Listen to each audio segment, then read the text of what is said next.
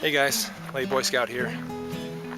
Off on a little hike to do some fire making exercises in the hot, dry, dusty and rocky climate where I live. I think fire making is a skill that anybody should have. Knowing how to get something started out of nothing with maybe just a match, or today I'm going to try to make it happen with a magnesium rod, fire steel.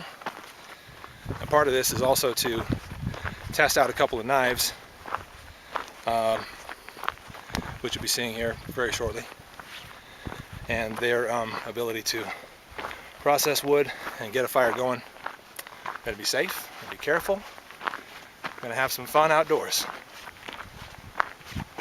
If you haven't figured it out by now, part of the reason I call myself the Late Boy Scout is because I'm still learning a lot of the things that I'm showing you, especially fire making. I think I've got it down for the most part. Not so much of the bow and drill thing, which I'll figure out someday, but the part that I'm about to talk to you about is something I've only figured out in the last couple of years. When you're building a fire, you need three basic types of fuel: tinder, kindling, and fuel wood. As you can see, a good portion of this tree here is dead. That is, not everything from this branch up, but pretty much all of this branch right here is dead. And this will make some great fuel wood. So I'm going to go ahead and start the K-bar, large heavy bowie. This is a knives only exercise, no saws. I'm going to go ahead and start chopping away at this thing. Probably break it right off, but I'm going to chop anyway.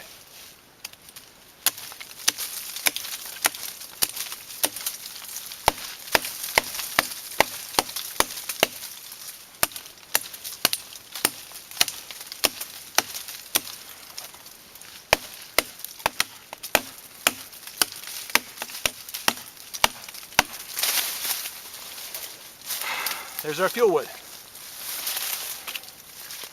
There's the beginnings of some fuel wood right there.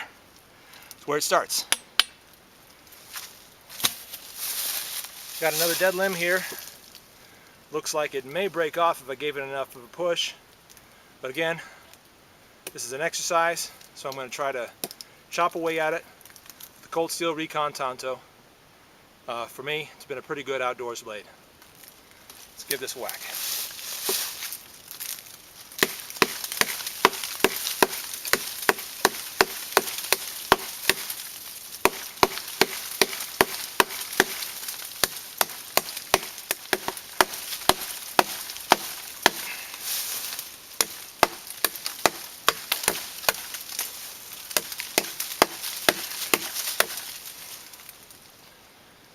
I won't lie to you, my hand's getting tired. The whole forearm is. I'll probably break that, but I'm going to chop away a little more.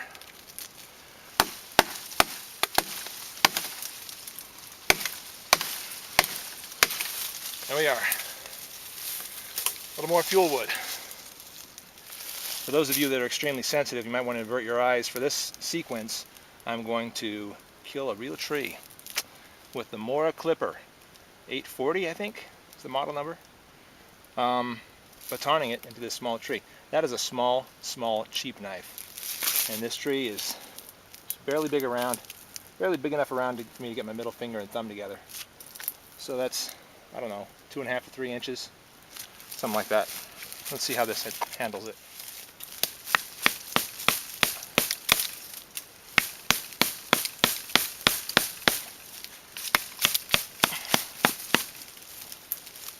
I learned this from Cody Lundeen, by the way. Any of you guys watch Dual Survival? I'm sure you do. I've been reading his book, 98.6 Degrees, The Art of Keeping Your ASS Alive. Sorry, my mom might be watching. Can't use bad words like that. He's a pretty good author, I have to say. The book is outstanding. Not just in what it teaches, but also in the quality of writing and the approach. It's outstanding.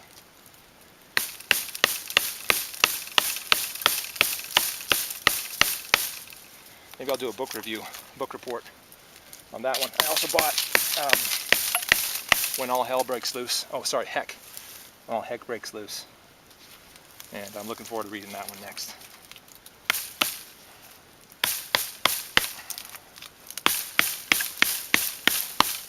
The Mora clipper is made of carbon steel.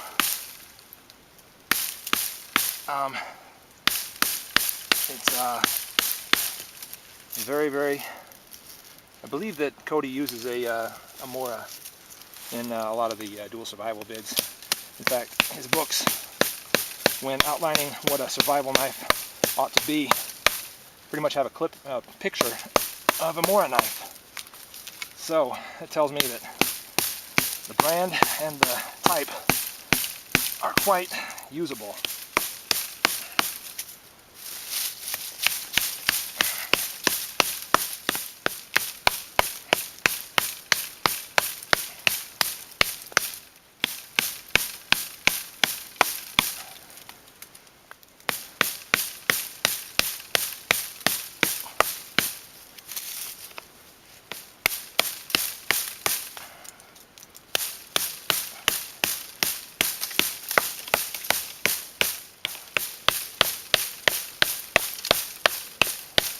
See how we're doing.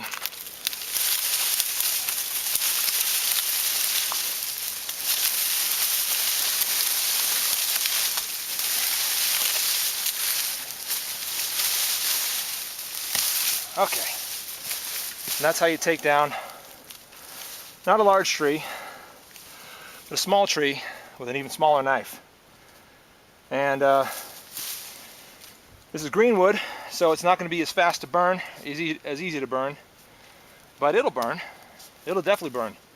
For fuel wood, this is an exercise in getting fuel wood together.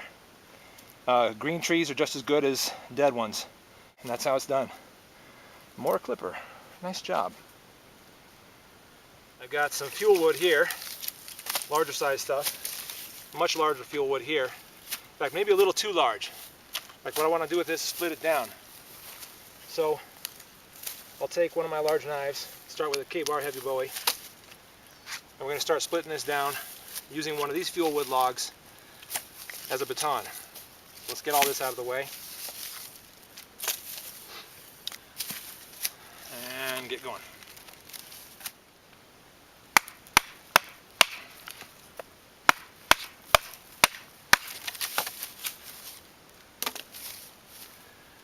You can do this to create both fuel wood and kindling. Turn a larger piece of fuel wood into smaller pieces of fuel wood that'll go up faster. I talked before about how basically 3 degrees of fuel, one being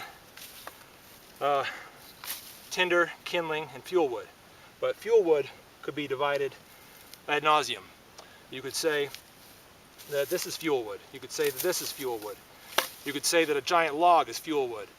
It all depends on how raging your fire is and how big you've gotten it.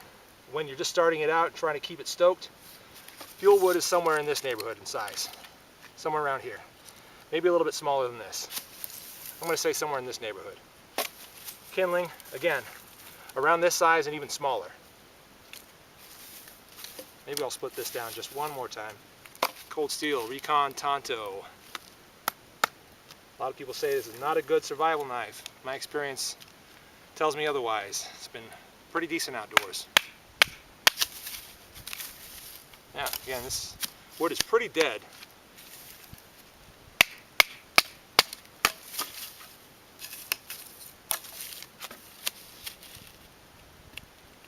Even so, I'm just going to keep whacking away at it until I'm satisfied. Let's start on this end, maybe get a little better work done.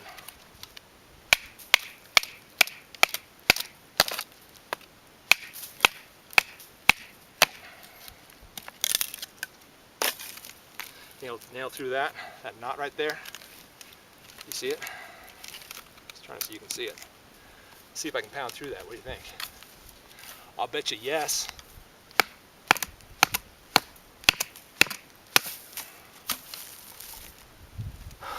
Heck yeah! Mom's watching. Heck yeah. Okay, let's call the processing done for now.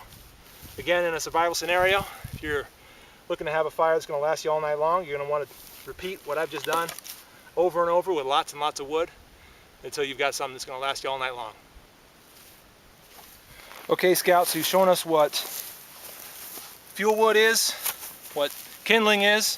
What the heck is tinder? This is tinder. Surrounded by it. In a dry climate like this, tinder is all over the place. It's part of what makes this a dry climate and what makes fire making so easy and so accidentally easy here. And that's why when I actually start my fire, I'm going to be on dirt and rocks where it won't spread easily. So let's collect some tinder.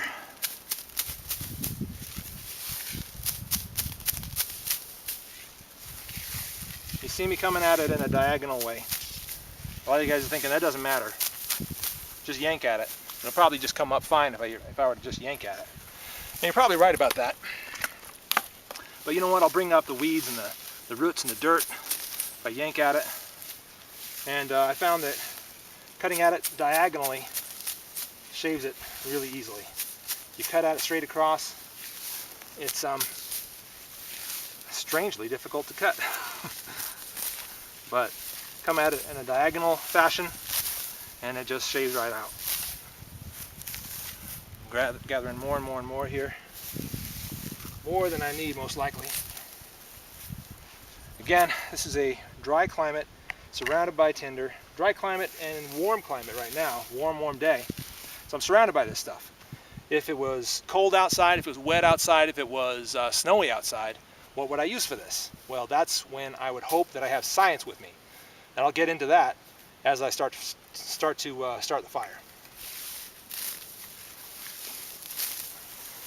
Now, as I said a moment ago, if you are working to make this fire in really adverse conditions, you better hope that you brought some science with you.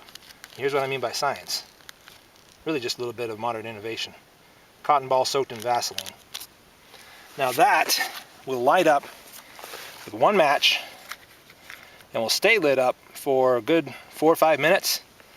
Even if you had it with water kind of dripping on it, or sitting on a wet piece of rock or whatever, it'll keep burning for a good few minutes, which will give you time to put some kindling on top of that, and then your fuel wood on top of that, and have a pretty nice fire. Now, like I said, one match will light that up real quickly, and that'll be it. But in my experience, you can also, if matches are not available or matches are a problem for one reason or another, if that's not available, get yourself a little fire steel, and that'll light this thing right up. Now, in my experience, again, these don't necessarily light right up if you don't prepare them a little bit. In fact, let's give this a try and just see what it does. Oh, look at that. It did. My last experience with one of these cotton balls soaked in Vaseline was it would not light up until I spent a little bit of time sort of pulling it apart and giving it extra surface area. And that started it right up. Once I did that, it caught on fire with the first spark. But previous to that, I've had a few cotton balls exactly like this one that would not light up with this, unless I had prepared it.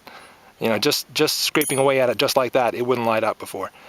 So there's a little good luck for you, I don't know. Whatever the case, this cotton ball will burn now for a good 3 or 4 minutes, maybe 5. And again, this will give me time to put my kindling on top of it. So this is science at work. This is modern innovation at work. Rather than trying to find tinder, which I showed you before, this stuff, rather than trying to find some of this to start your fire, you bring one of these with you, one of these things, and that's your tinder. That's your starter fuel. Pretty cool, huh? Now, that will help you out if you're in snowy conditions and wet conditions really cold conditions, adverse conditions, something like this, a little bit of modern innovation will make a huge difference in getting your fire started for you.